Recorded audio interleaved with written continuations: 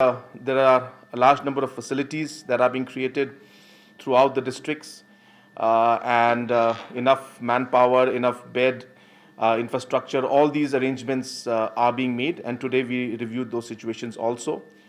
In addition to that, the oxygen plants in both Jowai MCH and in Khliehriat Hospital, both are at a very advanced stage. We expect the plant in Jowai to be up and running in the next 2 to 3 days maximum. That means 48 to 72 hours. And in Khliehriat also, we expect the plant to be up in the next 10 to 15 days.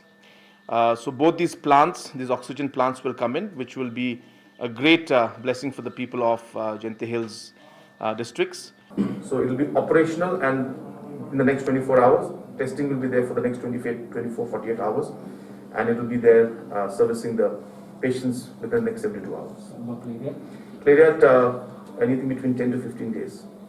The RCC work is going on. The plant has arrived. It's a 350 liters per minute plant.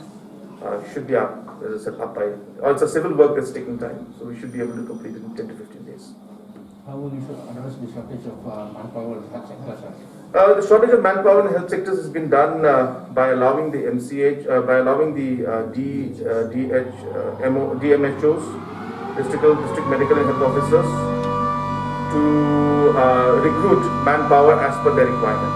So that freedom and that flexibility has been given to the district medical health officers to recruit and appoint manpowers as required. The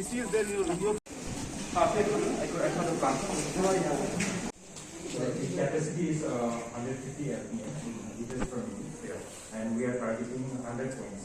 So in each bed, at any moment, there will be 1.5 liters continuous flow. And in case you increase somewhere, you can stop it regulated. And my care is also supporting us. No, we don't have any issues. That's great. Thank you for your compliment. No, thank you so much for the support that you give. This is the main. Okay.